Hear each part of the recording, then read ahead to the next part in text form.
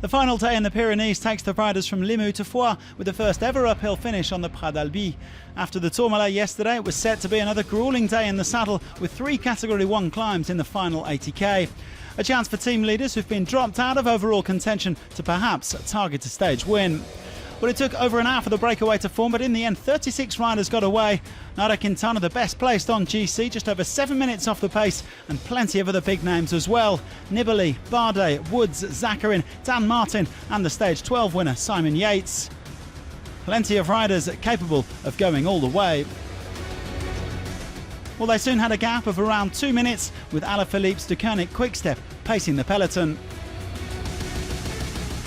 On the day's second climb, the Port de l'Ers, Simon Yates decided to shake things up. An attack from the Mitchelton-Scott man thinning out the lead group, both Quintana and Dan Martin struggling to keep pace. The gap to the peloton, meanwhile, just eased out to over 4 minutes. Quintana managed to tack back on before the summit as Movistar took control on the descent with Amador and Soler. 21 riders at the front with 50k to go. The gap nearly 5 minutes back to the peloton. Simon Geschke then attacked on the Mur de Péguerre. The German took an emotional win on the Tour back in 2015. And with Jumbo-Visma controlling the yellow jersey group, Mikel Landa decided to kick on, followed by Jakob Fuglsang.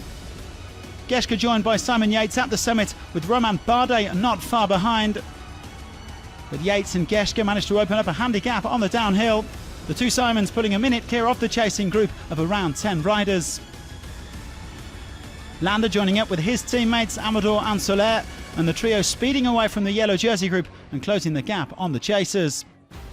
With 9k to go, Yates sailed away from Geschke, the reigning Vuelta champion hunting his second stage win of this Tour and a third for Mitchelton-Scott. Landa meanwhile on a charge, the Spaniard blasting past the Bardet group as he looked to chase down Yates. Like yesterday, David Gaudu teeing up Thibaut Pinot, the Frenchman in the mood to cause more damage, attacking with 6k to go and shaking them off one by one. The yellow jersey unable to follow, and so too were Buchmann and Bernal. Pinot catching Landa inside the final 2k and looking to snatch as much time as possible.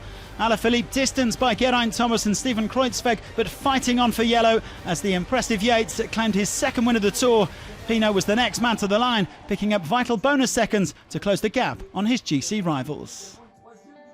Well, Yates winning by 33 seconds from Pinot and Landa, with Buchmann and Bernal 18 further back. A brilliant 6th place as well for the young German Leonard Kemner. Thomas and Kruijswijk losing 55 seconds to Pinot because of bonus seconds, with Alaphilippe 1 minute and 49 seconds off the pace. It was an extremely hard day, really from the gun, from the start till the finish. And yeah, I raced the way I like to, which is trying to be aggressive, and I managed to pull it off, so yeah, really happy. Well, it was a superb effort from Yates, but no question about the big winner today. Thibaut Pinot showing his class with another high-flying performance after the Tourmalet, giving his hopes of overall victory a huge boost. There are now just 39 seconds separating the men who will be looking to unseat Alaphilippe in the Alps.